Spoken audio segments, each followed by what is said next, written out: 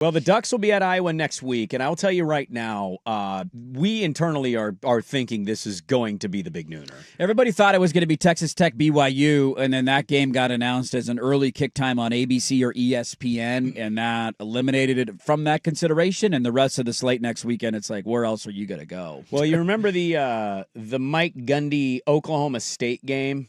You remember that one there, Dirt? I do. We had famously from this. Mike Gundy basically was like, they got good NIL. They bought the roster. You know, he basically saying what we kind of know about some of the portal guys, and that did not end well. He got 69.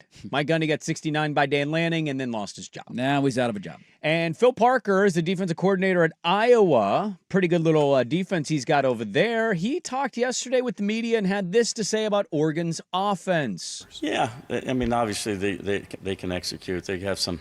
You know, you start looking at their personnel. They got probably about 3 or 4 backs that are really good backs and highly touted backs. The receivers are, you know, a couple of young freshmen in there playing that, and they can run. They're fast.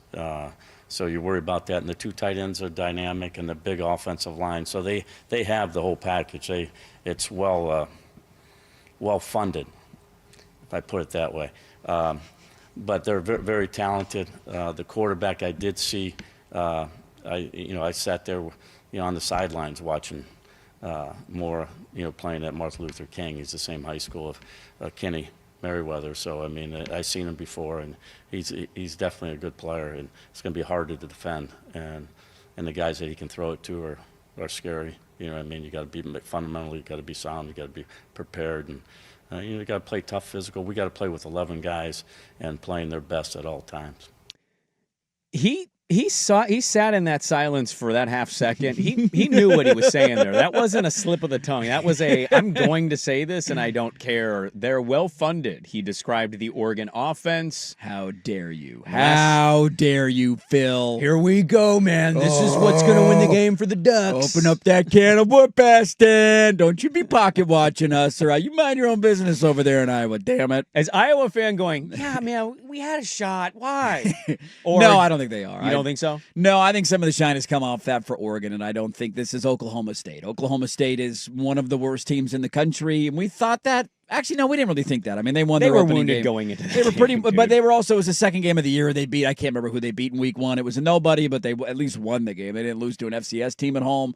We didn't know how bad things were at Oklahoma State. And then they got 69, and then they lost to, the rest is history, right? And Gundy got fired. This is not Oklahoma State. And so maybe it's a little red meat. Maybe it's a little extra light on the fire under the ass. I would think that Oregon should already have that. And an opposing coach's comments don't really matter. Some people tend to view this game as an elimination game. Not sure. We talked about it yesterday. Can Oregon get into the playoff if they have 2 losses?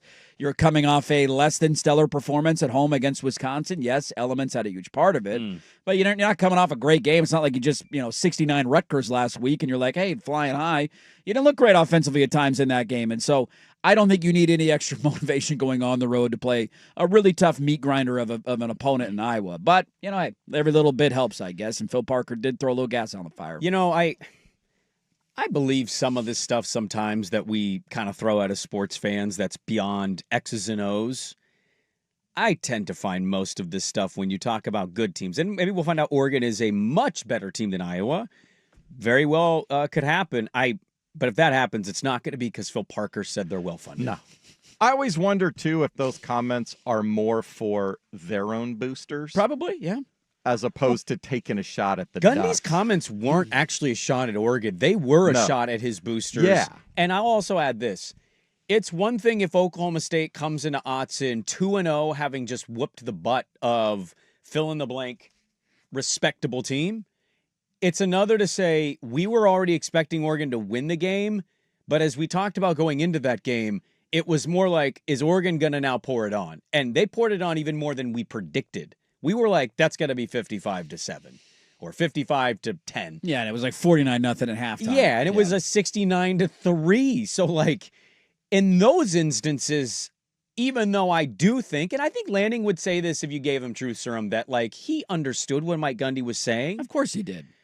But he used it, right? He used it to his benefit, and his team handled their business. Whereas, like, that right there, it's good conversation starter, that is not dictating what happens next weekend. No. There's also a connection here, too, and I don't know if this had anything to do with it, but Oregon and Dan Lanning took a starting linebacker from Iowa a couple of years ago. Justin Jacobs came. He played for Iowa. He started his sophomore year. I think he was banged up his third year, and then he entered the portal.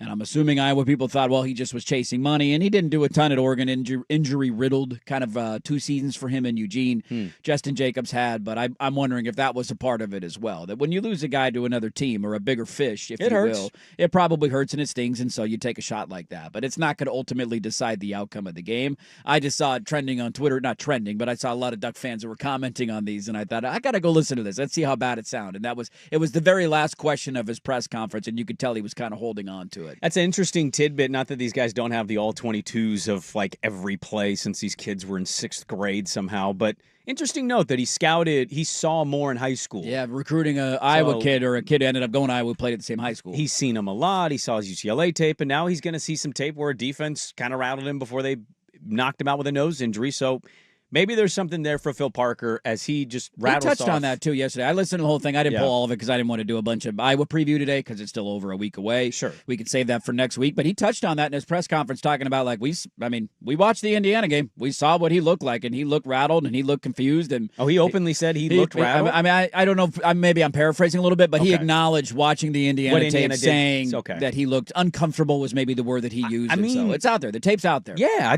I think most logical, rational Duck fan that bleeds green and yellow would tell you, like, even before the injury, Wisconsin clearly was doing something, even if the weather inclements were part of it. But, like, Indiana did something, and Wisconsin was limiting stuff. So now you got a week to figure it out. You got to buy a week to dial it all up.